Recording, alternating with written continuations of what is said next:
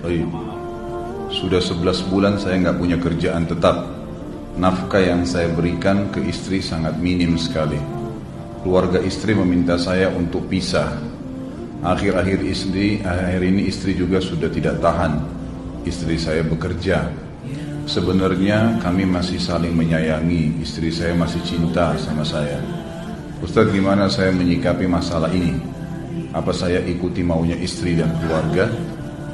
Saat ini istri saya lagi didekati pria lain yang lebih mapan dan kaya. Salahkah saya kalau memukul pria tersebut?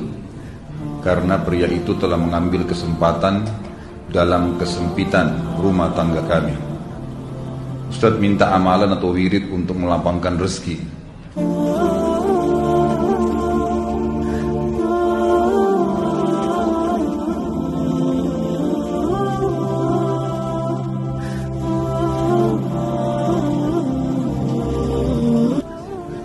Ini ada hubungannya sama tema nggak ini? Hah? Jawab atau enggak? Kasihan.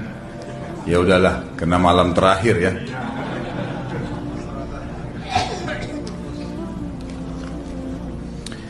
Yang pertama sekali, saya menyarankan Anda saran dari laki-laki ke laki-laki. Prinsiplah. Dan jangan merendahkan diri di hadapan wanita. Maksudnya begini, pada saat seorang wanita yang menjadi istri Anda membutuhkan Anda, tunjukkan kebutuhan kita 1000 kali daripada dia. Dia sayang, dia perhatikan, dia siap berkorban. Kita harus 1000 kali lebih hebat daripada itu. Laki-laki memang penaung. Tapi kapan dibalik? Kalau saya pribadi, kapan dia tidak butuhkan, menunjukkan kebutuhan, saya 1000 kali tidak butuh sama dia. Untuk apa Anda merendahkan diri di depan seorang wanita yang kalau memang dia tidak bisa menjadi seorang istri? Karena kapan wanita sudah menyombongkan diri di hadapan laki-laki, tidak akan ada wibawa sama sekali. Ini poin dulu dalam pembukaan. Dan selalu saya sarankan siapapun ikhwah yang minta saran saya dalam masalah rumah tangga, yang paling pertama ini saya ucapkan, saya bukan menyuruh Anda menjadi keras, bukan. Tapi saya mengajak Anda untuk punya prinsip dalam hidup. Wibawa, pemimpin rumah tangga. Dibutuhkan, kita butuh. Tidak dibutuhkan, ya sudah. Masih banyak gantinya. Dia mau ganti laki-laki lain, silahkan. Ahlan wa sahlan, silahkan. Allah akan gantikan penggantinya yang lebih baik. Dan itu harus bisa kita punya prinsip. Memang begitu. Kalau ini kita terapkan dalam kehidupan kita, kita akan sangat mudah hidup. Terkadang subhanallah ada pengorbanan berat. Berpisah dengan meninggal, berpisah karena masalah dosa yang dilakukan oleh pasangan kita. Jelas haram. Kalau ada seorang istri hanya karena masalah suaminya kekurangan ekonomi mau berhubungan sama laki-laki lain, wanita apa ini? Cinta itu pengorbanan, kasih sayang. Bukan hanya pada saat mampu kemudian disayang, pada saat tidak mampu kemudian ditinggal. Subhanallah. Hati-hati, hukum Allah subhanahu wa ta'ala berlaku. Akhwat, yang jadi istri, ikhwah, yang jadi suami, harus tahu, pasangan kita itu punya Tuhan sebagaimana kita punya Tuhan yang sama. Dan Allah itu maha adil. Memang dalam kehidupan kita, ada naik turunnya. Dan makna cinta adalah pengorbanan. Itu sebenarnya. Kalau hanya kita kantongnya lagi penuh kemudian disuka sama istri, pada saat lagi tipis, lagi masalah, kemudian dia mau berhubungan sama laki-laki lain, na'udzubillah min dzalik. Wanita apa ini? Kalau saya tidak naungin. Kalau saya nggak naungin. Kamu mau sama dia silahkan. Silahkan jalan. Kalau saya, istri saya sangat tahu prinsip saya. Kalau kamu merasa ada laki-laki lain yang kamu anggap baik, atau kamu mau ingin memasukkan pendapat keluargamu dalam rumah tangga saya sehingga kedudukan saya sebagai suami tidak didengar lagi, silakan pilih keluarga kamu. Tidak ada masalah. Jadi jangan jadikan sebagai beban. Oh, nanti kalau pisah saya hidupnya bagaimana? Saya melarat. Ini kenapa ini? Saya mati kalau nggak sama dia, ya mati bener nanti. Gila kalau nggak nikah sama dia, gila kalau siapa ini? Ini kenapa ini? Keluar dari bingkai hidup itu. Seorang muslim itu hidupnya mulia. Dia dihormatin, dia menghormatin. Dia dihina, tinggalkan. Allah SWT tidak menyuruh kita menghinakan diri, tidak boleh. Kalau wanita ini misalnya, istri ini yang dikatakan tadi masih mencintai suaminya, dia hanya sekedar minta kerja, ya, garis bawahi kalimat ini ya. Dia hanya sekedar minta kerja untuk membantu nafkah rumah tangga, ahlan wa sahlan, jempol. Nggak masalah. Bagus itu. Sampai suaminya mapan. Itu baik. Tapi dalam kondisi masih status istri punya hubungan sama laki-laki lain, na'udzubillah min dzalik. Mana ghirah? Mana kecemburuan positif yang telah Allah pelihara dalam diri kita? Nggak boleh. Pada saat seorang sahabat pulang ke rumahnya mendapatkan istrinya selingkuh dengan laki-laki lain, tidak disebutkan apakah berhubungan biologis atau tidak, tapi yang jelas sahabat ini sampai kaget masuk ke rumahnya temukan ada laki-laki lain. Dia bingung mau lakukan apa. Dia pergi ke Nabi SAW lalu berkata, ya Rasulullah, saya pulang rumah istri saya lagi sama laki-laki lain. Maksudnya dia pandu saya harus buat apa nih? Apa yang terjadi? Subhanallah, Sa'ad radhiyallahu anhu sahabat Nabi mulia menghenuskan pedang mengatakan, ya Rasulullah, kalau terjadi pada rumah tangga saya akan penggal dua-duanya. Dua-duanya saya penggal nih.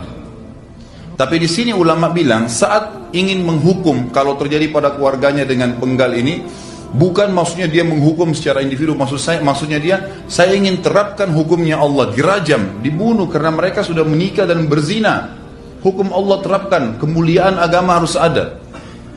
Harus begitu. Seorang istri yang mau tinggal di bawah naungan kita sementara kita sudah berkorban di bawah terik matahari, sudah bekerja, sudah memilih dia dari sekian banyak wanita, kemudian dia mau berkorban, hormatin dia, junjung dia, lindungin dia, rangkul dia, gitu kan? Bela dia, memang harus begitu. Tapi kalau masih dalam naungan, kemudian sedikit himpit masalah ekonomi lalu berhubungan sama laki-laki lain, naudzubillah, jangan dipertahankan. Berbahaya sekali, gitu kan? Jangan Anda menjadi laki-laki lemah gitu. Saya kemarin ditelepon oleh dua orang sekaligus, subhanallah. Sahabat dekat telepon pada saya, laki-laki. Ustaz, maaf mau ngomong sebentar. Baik, silahkan. Ustaz, saya ini istri saya pulang ke rumah ke kampung ayahnya ibunya karena alasan mengurus ayah dan ibunya. Akhirnya saya sama anak-anak ditinggal di sini sendiri.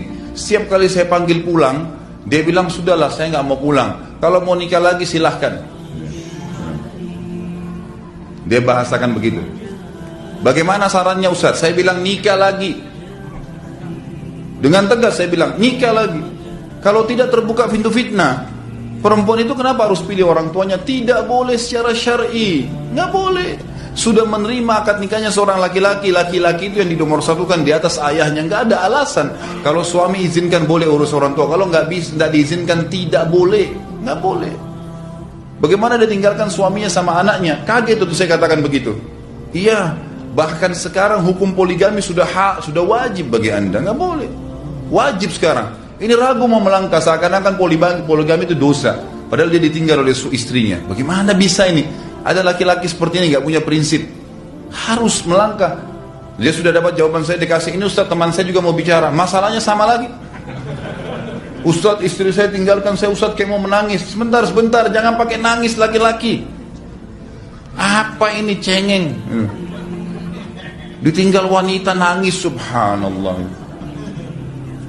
Orang nangis itu ditinggal meninggal Rasulullah SAW, ketinggalan sholat subuh berjamaah, itu nangis. Nggak jadi jihad, nah itu nangis. Ditinggal perempuan nangis, la ilaha illallah. Allah ciptakan perempuan lebih banyak daripada laki-laki. Ini bukan menurunkan martabat perempuan ya. Artinya harus seorang pemimpin itu punya wibawa. Nggak bisa, kalau nggak akan dianggap remeh nanti. Istri itu dinaungin, dilindungin, dididik, diberikan haknya ia. Berikan berlipat-lipat penghormatan sebagaimana dia berikan satu penghormatan, nggak apa-apa. Tapi jangan sampai menginjak martabat seorang pemimpin, tidak boleh. Akhirnya saya sampai bilang sama dia, akhi, ambil keputusan. Kamu mau balik sama saya berumah tangga di sini, atau kamu pilih rumah orang tua kamu? Oh, saya pilih orang tua saya, baik, saya ceraikan kamu sekarang. Assalamualaikum, tutup telepon, selesai. Jangan lama-lama. Cengeng sekali. Udah sujud sama Allah, saya masih berat cintanya Allah. Ia minta kepada Allah subhanahu wa ta'ala. Ini gampang dihilangkan dari hati.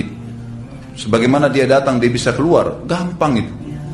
Subhanallah ya, jangan terlalu mencintai dunia berlebihan. Kalau saran saya, kalau istri anda ini tanya baik-baik, kalau kamu bekerja hanya karena mau bantu nafkah rumah tangga sekarang, ahlan wa sahlan, silahkan. Selama pekerjaan halal, antar dia ke tempat kerjanya.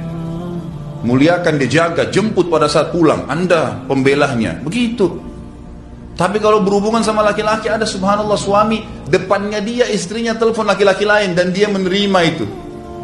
Mana ini? Dalam agama haram. Wallah haram itu hukumnya. Nggak boleh. Itu namanya dayuth dalam agama. Nabi SAW mengatakan Allah melaknat dayuth. Kata sahabat, siapa itu dayuth ya Rasulullah? Laki-laki yang tidak punya cemburu terhadap pelanggaran agama yang terjadi pada istrinya. Gimana caranya? Nggak boleh dalam agama Islam. Gitu kan? Makanya biasakan hati kita terisi dengan cinta kepada Allah SWT dan bukan cinta kepada manusia. Mencintai istri karena Allah yang perintahkan, mencintai suami karena Allah yang perintahkan. Jadi semua karena Allah. Tidak ada kata-kata hilang, tidak ada rugi kalau kita meninggalkannya. Jadi ini hal mendasar yang saya tahu, Allahu alam. Jadi sampaikan seperti itu. Kalau wirid apa? Saran saya adalah memperbanyak istighfar kepada Allah SWT. Gunakan momen musibah itu sebagai kesempatan untuk mendekatkan diri dengan Allah Subhanahu wa taala. Begitu.